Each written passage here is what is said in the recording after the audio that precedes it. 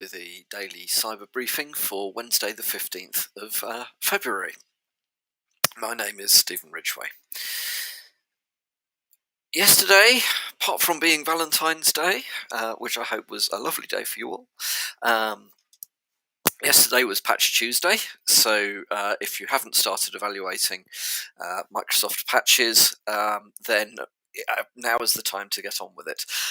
There were, let me see, patches for 3 actively exploited Windows vulnerabilities released yesterday. Those are CVE 2023-21715, CVE 2023-21823, and CVE 2023-23376, all of which have got CVSS scores of, 7.3 or 7.8. So definitely things to get dealt with. So the usual sort of stuff. It was a patching day. So Mozilla has released security updates for Firefox and Firefox ESR. If you are running Firefox, make sure that you have restarted your browser, downloaded the update and restarted your browser. It should now be on version 110. Previous version was 109. Did check, yep, it is available, does download, and it still works, which is always a good thing. So the release has been, the release has been released. The update has been released to address vulnerabilities that could allow an attacker to take control of affected systems. So, strong recommendation from CISA to upgrade as soon as possible. So the versions that you're looking for are Firefox 110 or Firefox ESR 102.8, and there is more details from Mozilla on their website. Citrix have also been releasing updates. There are updates now to Citrix workspace apps, virtual apps, and desktops. So they address high severity vulnerabilities. CVE 2023-24486, 24484, 24485, and 24483. So if you are using Citrix, again, CISA strongly encourages users and administrators to review the bulletins, provide links to in the notes for this podcast, and have a look and get those upgrade if you are using any of those Citrix components. Microsoft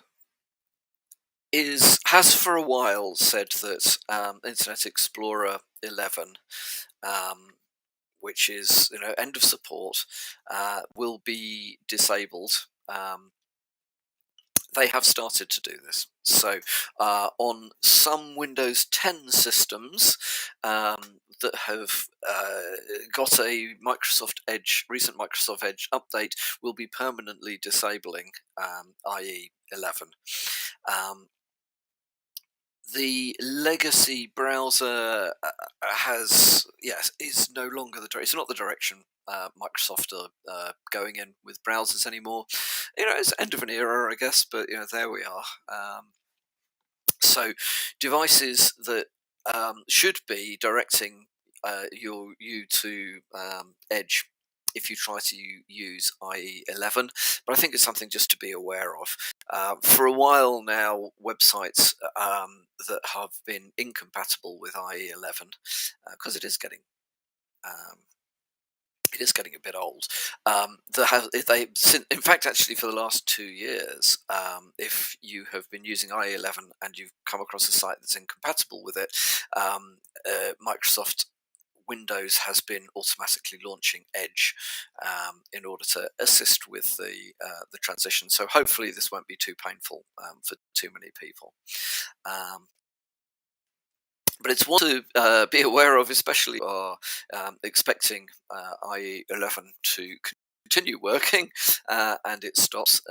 Just be aware of the fact that this is the way of the future and there is no rolling back. And then the final thing from me today is I came across a very interesting article on Bleeping Computer about a new stealthy beep malware, which has got a very strong focus on evading detection.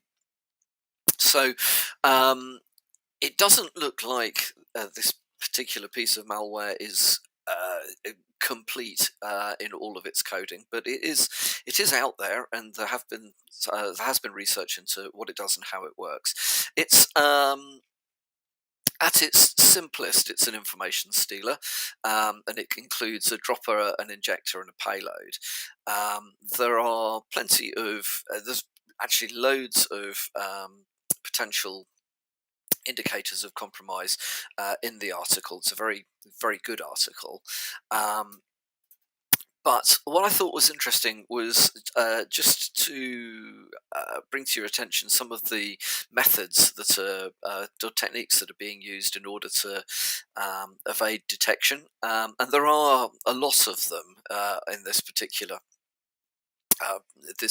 piece of malware. So, dynamic string obfuscation and deobfuscation, that's not particularly new, um, but is that it basically it conceals important strings by copying hex bytes into memory, and then they are deobfuscated when required by the malware using things like XOR or sub assembly instructions. It does system language checks, so it will check the default system language and exit if the default language is Russian, Ukrainian, Belarusian, Tajik, Slovenian, Georgian, Kazakh, or Uzbek. Um, one's guessing it's not aimed at people in those countries. Okay, gives perhaps some idea about where it's come from. Who knows? It uses. Oh dear, there's plenty of plenty of further information there, but it does look for things like it does look to work out whether it is running in a sandbox of some kind, and will, if it identifies a sandbox, won't execute. Um, so it does things like determining CPU ticks since the last research set to determine if it's in a VM. It uses stack segment register to detect if the program's being tracked. It can look to see if hypervisor brand strings and check whether that is whether that indicates that it's running in VMware. It looks for VBox registry keys to see if it's running in VirtualBox.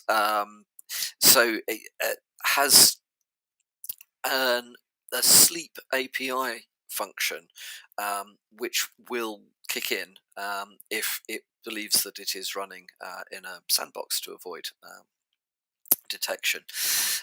It's got various levels of anti-debugging, ways in which through generating exceptions it can force debuggers to stop working. It can also determine whether a debugger is attached to the current process, to its current processes, or not. So there's a lot of anti-debugging functionality that's been built into this particular piece of malware. So I would say if you are interested in a good write-up of a quite sophisticated piece of malware and want to understand ways in which the malware will attempt to evade detection, and then perhaps builds some mitigations around those. I'll certainly look to see if you can pull out at a minimum some indicators of compromise that would flag up in your seam. Then this, I think, is a very good article to have a read of. Well, that's all from me today. Hope you have a great day, and I will speak to you all tomorrow.